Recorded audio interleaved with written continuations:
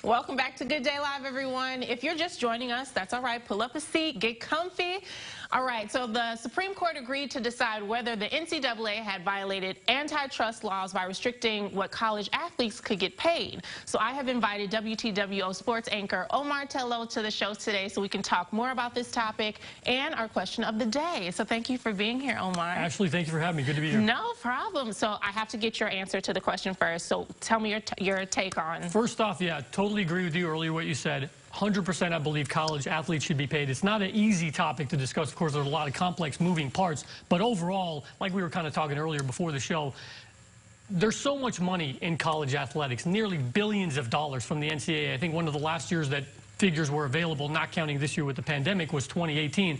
And it was something like $18 billion were generated in revenue. So I think overall, my overarching answer is that yes, there's enough money to go around. University administrators, athletic directors, so many people in administration, including coaches, make so much money. Yeah. And yet the people who do most of the work, I know you can relate, you're an athlete yourself, that play these sports, that people are tuning in. In some cases, there's maybe a few portion of the population that says, hey, I want to watch Nick Saban coach. Most people are like, I want to watch Trevor Lawrence play or Mac Jones play. Yeah. So, yeah. And just the stress that it puts on your body and your time. And it's not like, I don't really understand if people who disagree with this topic are saying, you know, just go out and get a job at McDonald's because you can't. You can't. You can't. You cannot do that. If you, one, want to keep your scholarship because you have to be good, you have to put in work when you're not at, you know, a traditional practice. And so I don't understand people who say something like that. What would you say to someone like our viewer who just wrote in, I paid for college, why should you get it for free? What would your answer be to that? My answer would be that the athletes, the justification from the viewpoint is you shouldn't pay athletes because the cost of the scholarship covers how much it costs to go to college. But that's mostly untrue.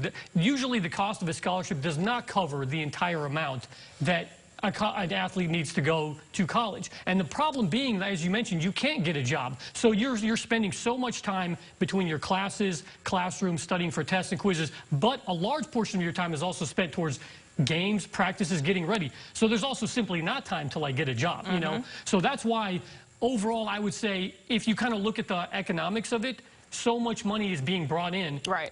And it's going to a lot of people, but just not the ones that need to. And if I may, this was the line that Cory Booker, I wanted to read this.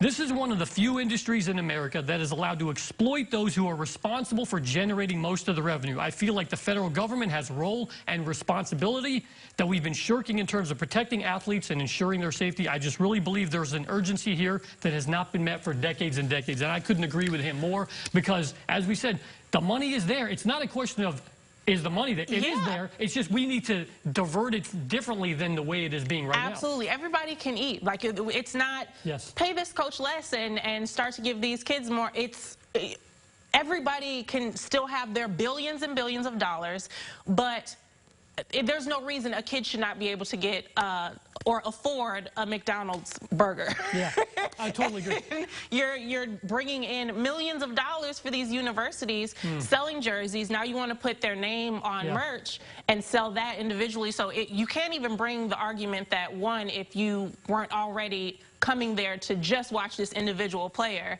now you're putting my name on things. So obviously I'm the one bringing in this revenue for you. And this is a great point you bring up because the NCAA is getting ready to vote on this next month in January.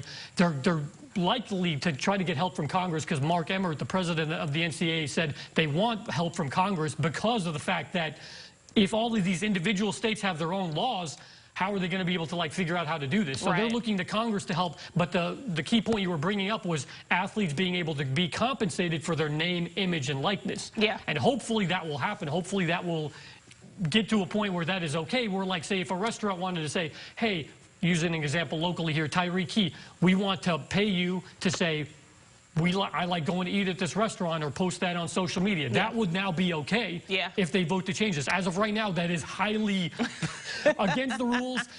Unethical, elite, you would get in lots of trouble if you did that now. So next month is going to be the first time where we may see a change that is going to probably change the college sports landscape. What would you say to someone who believes maybe, oh, just the bigger sports should get paid? Or do you believe that if they decide to pay these athletes, as I think they should, divvying up that amount between each athlete, should it be, and I'm in favor of, if your program is bringing in enough money, you know, then you might be getting paid more. And if not, you know, if you are kind of on the swim team and you're not really bringing in crazy revenue, you'll get paid, but just not as much. I'll tell you, you're bringing all the good questions today, man. That's a great point, because it's like, do you pay only the FBS schools who generate like billions of dollars? Some of the top schools generate like billions of dollars from football, men's basketball combined. Smaller schools don't generate as much. So like you said, if you have 200, 300 athletes at a school, are you going to pay everybody that's on the swim team? What about the tennis team? What about the men's baseball, women's softball team? So it's a complex issue, and that's why some people are concerned about it, like we talk about the side we're on, but then the flip side always says, well, what about athletic departments? Wouldn't they just go bankrupt if you tried to pay everybody? It's hard to come up with the solution for everything, but I think we got to get to a point where we say, we need to do better, though, than what we've been doing right now. Absolutely. That's really the bottom line. We can do better, and we should do better. And I know everyone talks about it's a business, and it is. But I used to coach high school, and I just keep thinking about, like, isn't this for the kids? Can we do something for the kids? And they're trying to create their career, and it's just ridiculous that we can't figure some kind of way to make sure that they are just in general taken care of. It for sure is. And a quick point, too, a lot of these athletes come from poor socioeconomic backgrounds, so we need to kind of help them out. Absolutely. And then we give them billion-dollar contracts and expect them not to blow it on insane things.